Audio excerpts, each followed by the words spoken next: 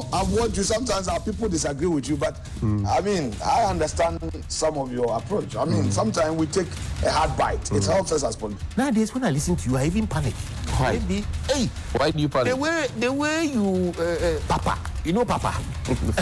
Figuratively, he bites as hard as he can. Okay. And of course, when he puts his fangs into you, you certainly feel it. I think it pretty. Watch Johnny's bite.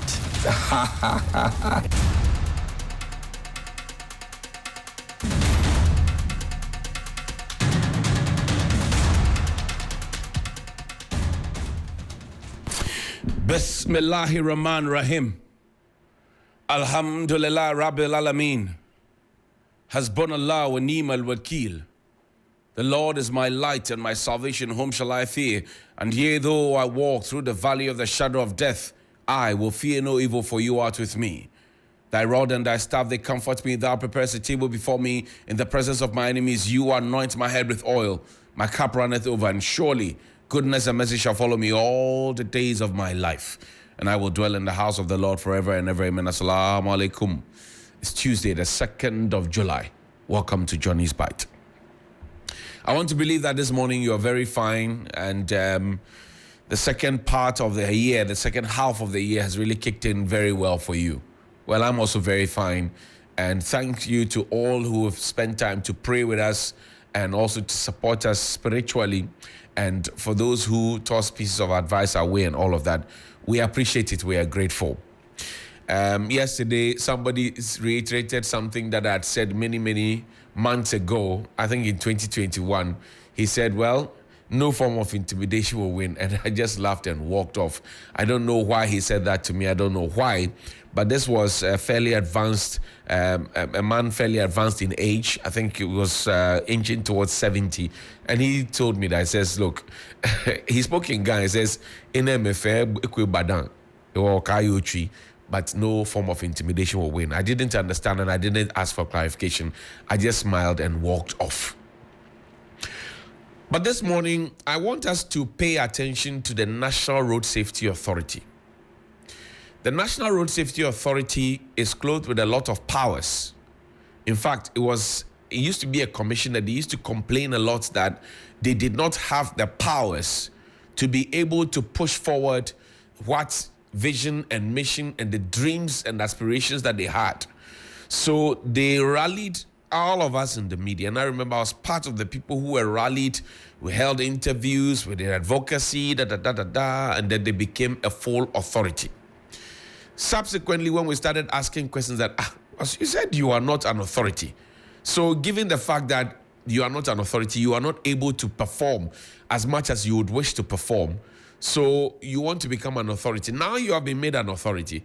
And then you are asking, you are delaying. They say, oh, we don't have an LI to make us activate our rights under the law. So we started another advocacy. Get them the LI, get them the LI. For those who do not know, it was the National Road Safety Authority, or the commission at the time, that came to us to tell us that seats in Trotro will have seat belts. If you have forgotten, I'm reminding you. The National Road Safety Commission, they came to us once upon a time to tell us that seats in Trotro will have seat belts. Oh, you have forgotten. Do you remember also that we're told that we were going to have rubbish bins in Trotro? You remember that as well? Now, these days, when you get onto your public transport, do you see the rubbish bins? Do you see the seat belts? Well, I leave it here. But what does the National Road Safety Authority do? The National Road Safety Authority exists to reduce incidents of road accidents or road crashes, fatalities, and injuries through the promotion, development, and coordination of road safety policies and implementation and enforcement of standards for road safety in collaboration with stakeholders and road users. To make Ghana's road transport system the safest in Africa. So that's the vision and mission. The mandate is that the Road Safety Authority is established by an Act of Parliament 993 to develop and promote road safety in the country, to coordinate, 1, and to regulate activities, 2, procedures and standards related to road safety, and to provide for related matters. That's where the meat of the matter is. Now, let's look at the functions of this National Road Safety Authority. The nationwide road safety education campaigns and publicity. One, ensure the implementation and enforcement of road safety standards and procedures in addition to the earlier mandate of promoting best and safety practices among road users and coordinating road safety activities. 3, develop a long-term plan for the promotion of road safety and the reduction of road traffic crashes, fatalities, and injuries, and collaborate with driver and vehicle license authority, road agencies, So, the crux of my argument this morning is that their job, and give me that the objective of the authority, fantastic. The objective of the authority is to reduce the incidence of road traffic crashes, fatalities, and injuries through 1, promotion of road safety. 2, development and coordination of policies in relation to road safety. 3, implement and enforce, not just enforce. Implement first of all before they enforce road safety standards for road safety. There's a quote card where the National Road Safety Authority is said to be crying along with us, the citizens, that faded road markings, Ghana records 10 to 15% of road crashes due to poor road infrastructure annually. It is their job, first of all, to ensure that the road markings, which is a standard. I can tell you on authority that if you go to the DVLA today to go and acquire a driver's license and you don't know how to reverse within the markings and all of that, they call it the driving test. If you fail that one, you will never get, You will never get a license. And the Road Safety Authority, they work with them. The DVLA sits on that board. No, they do. So now when the people you have empowered to come and ensure that your safety on the road is guaranteed, so that you don't just become part of the statistics where they tell you that, oh, last year 2,000 people died. This year 1,850 people died. So the numbers have reduced. You have just become part of the statistics. We are not thinking about whether they are breadwinners or not, what emotional damage would have caused to people, etc. We don't think about that. How is the National Road Safety Authority complaining to us and joining us to cry that Ghana records 10 to 15% of road crashes due to poor and road infrastructure annually, when they themselves are supposed to implement and then enforce? You'll find them in town wearing their green reflectors, and they will stop you and they will take you to the police station. They won't agree, they won't listen to anything. They will do the sports fine thing, they will give you receipt, you go and pay, blah, blah, blah. That's the enforcement part. Where is the implementation? Today, you drive through town. Road markings are faded. Some roads don't have, so you have to be your own road marker. Today, you drive through some roads in Ghana, not just in Accra, in Ghana. And then you find that there are no street lights. So at night, everybody has their highlights on, and then everybody becomes as blind as bats. And then before you see it, people are crashing into others. You drive on these roads, even during the day, and you find out that traffic lights, even at the frontage of the president's house, common traffic lights. So the National Road Safety Authority, that is complaining to us, what do they want us to do now? Then they should all go home. See, the president's situation is even so bad that when you get to Nima, right, the Nima junction here on the main ring road, the traffic lights sometimes do not work. Sometimes for a whole month, 2 months, it doesn't work. If you decide that you're going to use the presidential drive through the Nima highway, that's one too, where children cross. This morning, if you go there, you see children helpless trying to cross the road, and that traffic light behind the Jubilee House connecting to that Sunny FM area has been off for a long time. Is the Road Safety Authority telling me that they don't know about this? They don't know about the road markings that are faded? They don't know. Go to UPSA traffic lights junction. Go there now. If I ask people to phone in now and tell them the traffic lights that are not functional, areas that do not have street lights, roads that do not have proper road markings, roads that do not have proper road signs. And you know what's even more painful?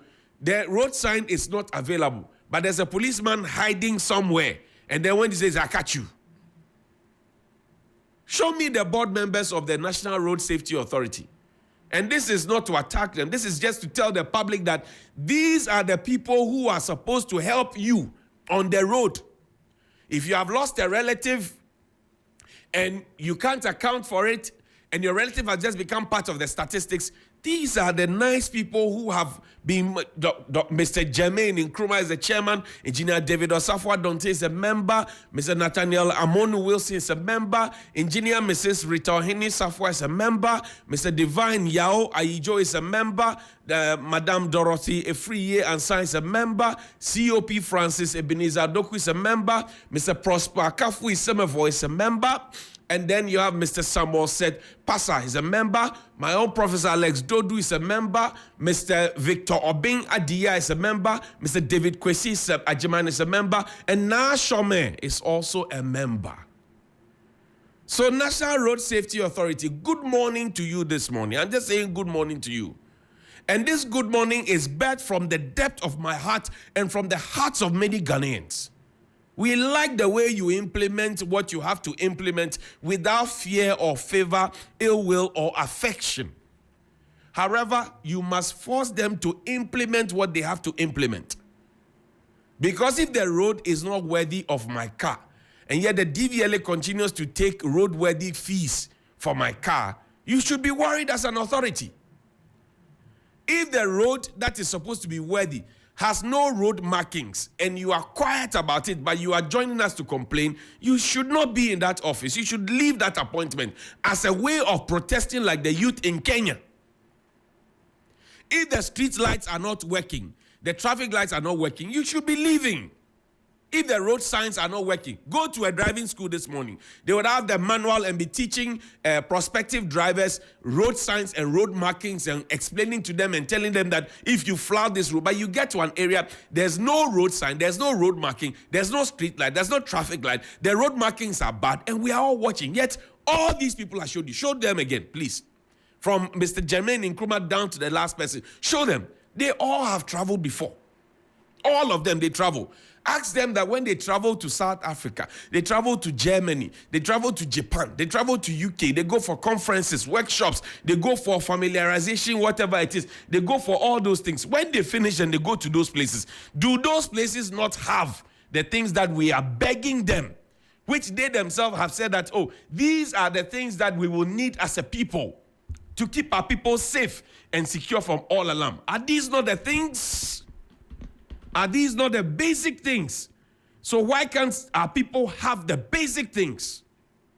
Why can we not have the basic things? Why can we not have the basic things? Take me to Kenya.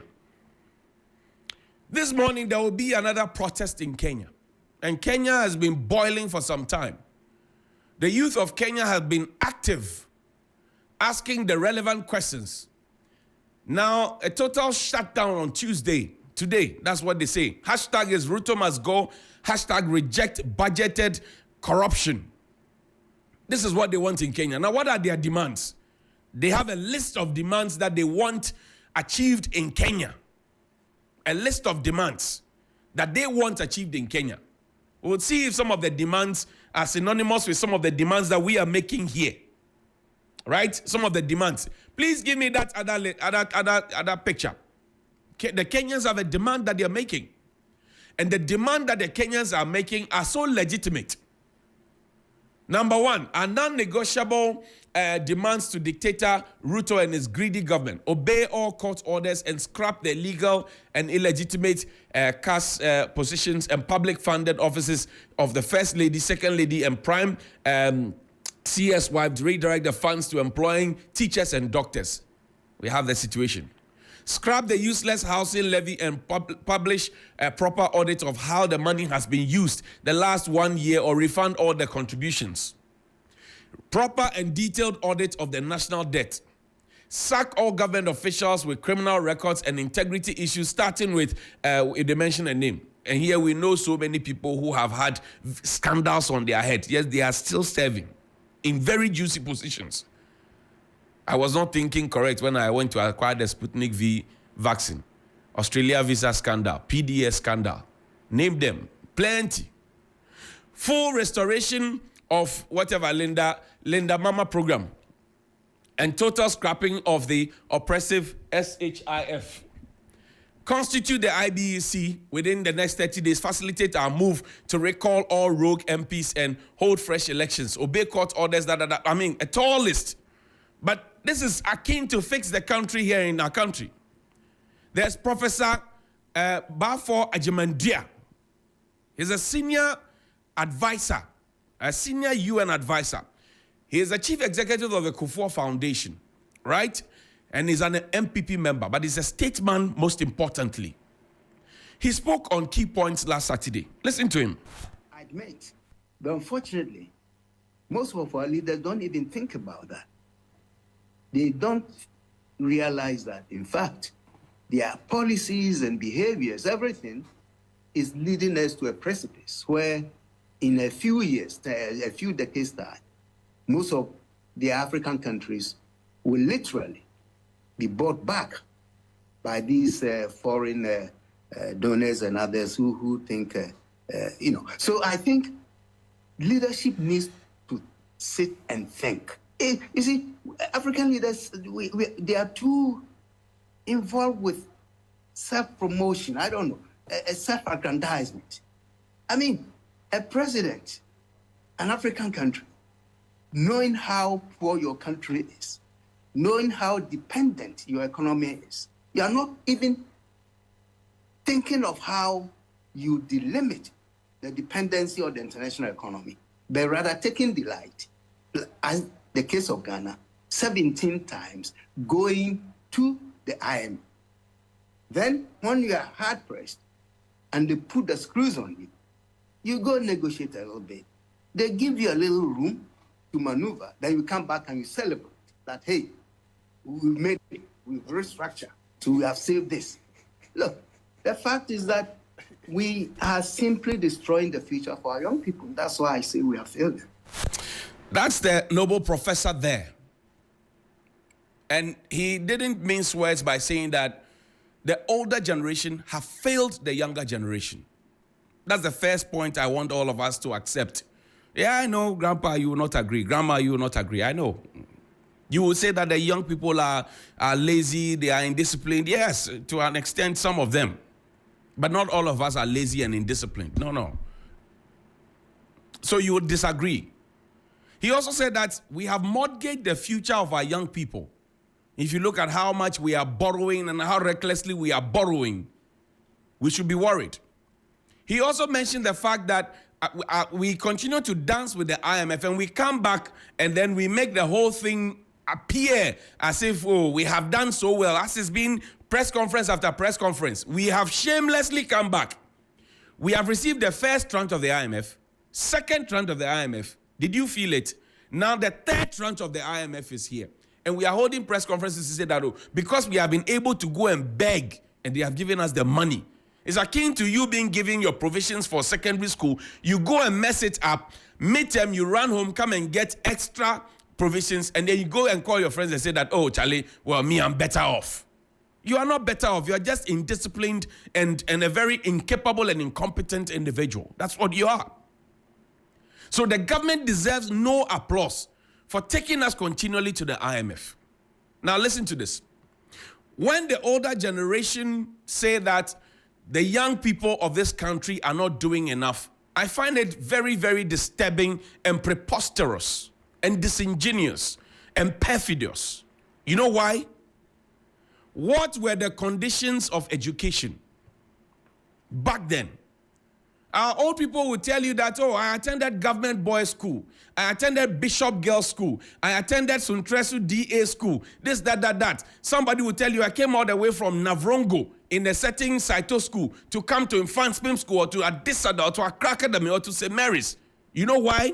Because the conditions then in the public schools, which was the norm and not the exception, was good. The quality was good. Today, you and I, if we have children, and grandma and grandpa, if you have children, would you take them to a public Saito school? No, you opt for private schools. And I have nothing against private schools. I love them. Because when the state decided to lower the standards of education, private schools raised the bar that now public schools are trying to chase.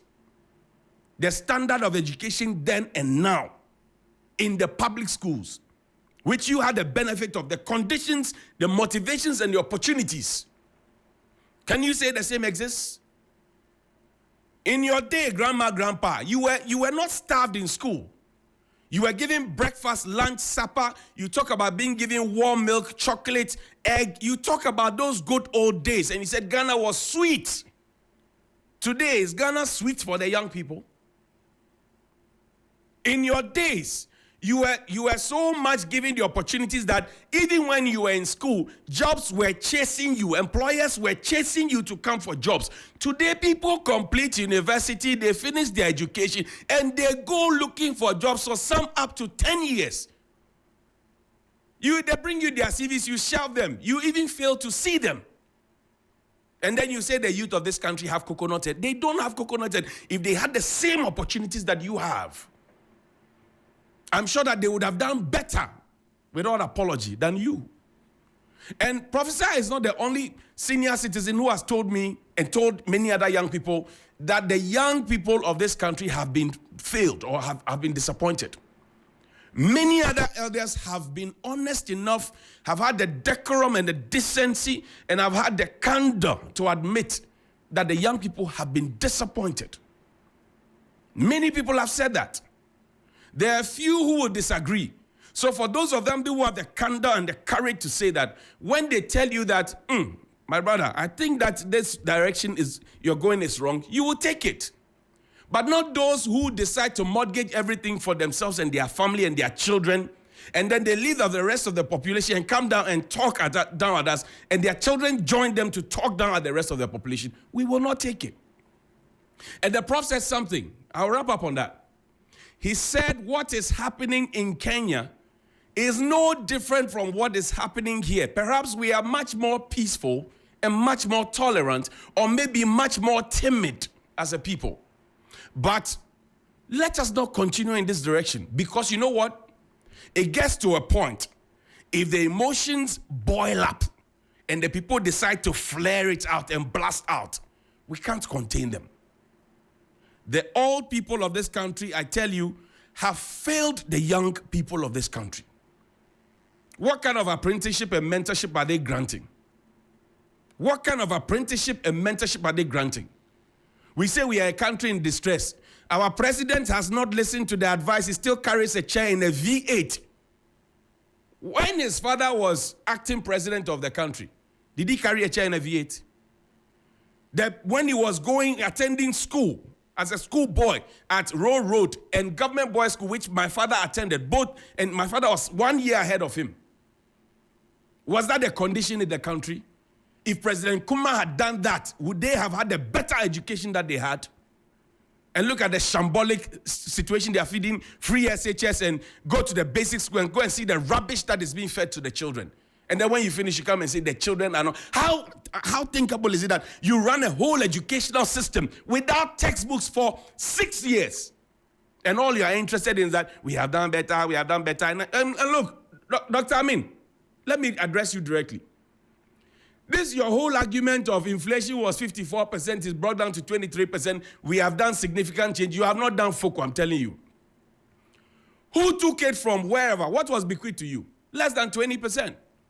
You took it to 54%, brought it down to 23%. You are asking for applause? You should be ashamed, sir. You should be ashamed.